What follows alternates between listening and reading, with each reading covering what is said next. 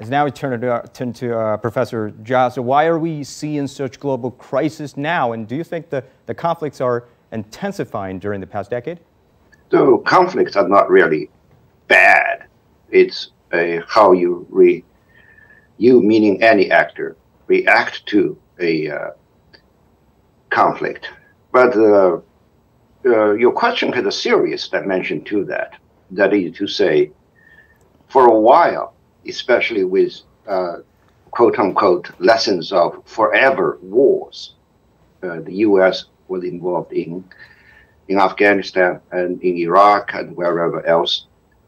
Now, for a while, a couple of years, there was a sense of relief, both in NATO countries and outside NATO, saying, oh, well, solutions does not have to be the ultimate.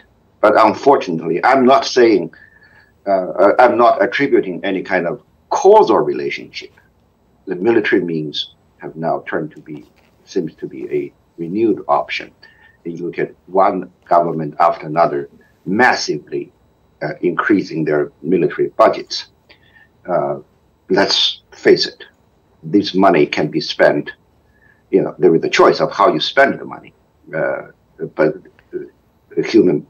when you produce bullets, bullets don't go away as chocolate bars go. So it's more concerning.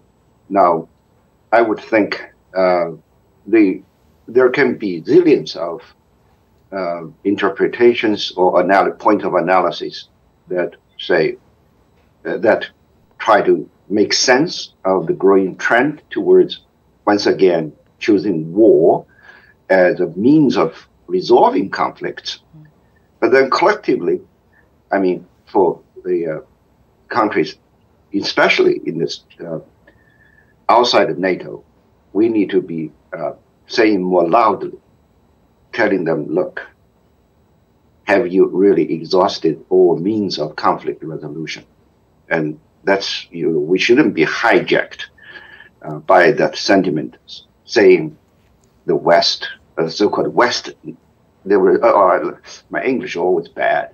If you recall, a couple of years back at the Munich Security Conference, the Munich Security Conference is not just a conference. It's a place that shapes the agenda of military policies, mainly NATO countries. One justification for that was the so-called Westlessness. In other words, somehow the West was absent in managing affairs worldwide.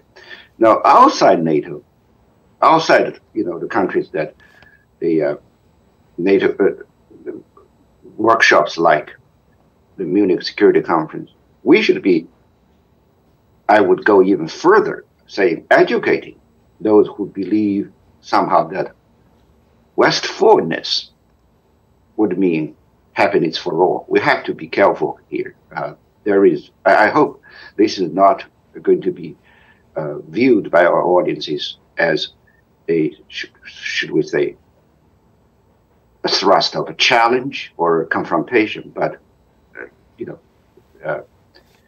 I do believe there is space for more open-mindedness, both in the so-called West and outside, and more particularly NATO.